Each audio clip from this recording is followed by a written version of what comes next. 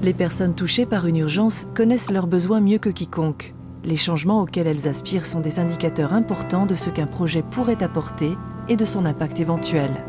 Plus les bénéficiaires peuvent identifier ces changements et participer à la prise de décision, plus l'impact du projet a des chances d'être important.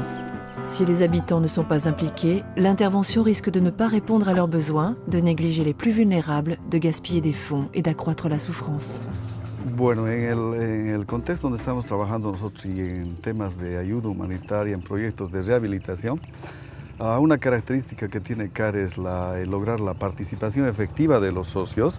Trabajamos fundamentalmente con aportes de las propias comunidades que están trabajando y en asocio con los gobiernos municipales. Entonces, hacemos participar o participamos de manera conjunta con los socios desde el inicio, desde la identificación de los daños y las necesidades para la gente. It requires a longer term kind of engagement to bring their level of confidence whereby people can come and challenge on certain types of activities. And communities has to say, instead of simply act as total recipients, they have to understand that this is our right. Getting food whenever they need is their part of their human right. The right that they can claim to the government, the right they can claim to any actors. So that's why we should encourage people and let them know that this is their right.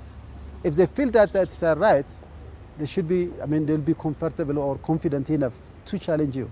We define effective as ensuring that we have a holistic sense of the needs within a certain context. Those aren't necessarily the needs that are defined by us. Those are the needs that are defined by a community because they have a greater sense of what their needs will be, not just today, but tomorrow often. And often we forget the tomorrow in an emergency because we're just looking at what we need to do today. And I think by having a conversation with the communities that we're working with allows us to think about, the next steps. What are going to be the implications of the assistance we deliver today, tomorrow, next week, 3 months from now? Also meeting the needs of those members of the community that we might not traditionally consider, who are sometimes excluded in the case of emergencies, who have special needs, who are in the shadows, who are marginalized. And if we can get to those people, that's what I would consider effective. Well, I think it's really a process which always evolves. It's a very much learning and doing it, So every day you may have to change your, system or something. Every day you have to improve it. So there is always a continuous discussion happening between the beneficiaries and between our staffs, like whether this is working or not, whether they're feeling comfortable about the information that we are providing or whether they are able to provide their information to us. So it's a constant learning process, La Bolivie est souvent victime de désastres naturels. L'Emergency Capacity Building Project, un consortium d'ONG, d'agences gouvernementales et d'institutions de l'ONU, coopère pour mettre au point des stratégies, des formations et des outils liés à la redevabilité. Cette collaboration leur permet de partager leur expérience et d'améliorer l'impact global de leurs activités au sein de la communauté. When an emergency happens, we set up Emergency Operations Committee. We firstly talk to the people of the communities.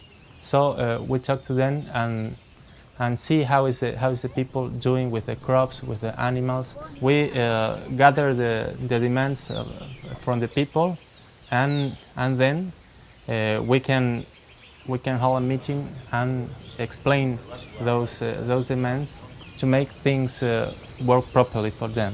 We actually go to the communities and inspect. For example, is the water supply right for them? If they need some medical assistance, medical care, so we go back to the city and arrange things to help them satisfy their demands. Porque creemos que si son las comunidades, si son los hombres y mujeres que habitan esa tierra tan vulnerable, los que deciden qué hacer en el futuro y cómo vivir mejor, creemos que de pronto la planificación o el plan va a ser de mucho mejor aprehensión para ellos. I see a change in the communities in terms of identifying their needs and prioritizing their needs. The challenge in the future is to actually generate capacities to articulate, to know the processes, because there's a lot of laws involved and the processes that they should follow when they're talking about demanding something from the authorities. So that will be a next step that goes through a more developing process than an emergency response.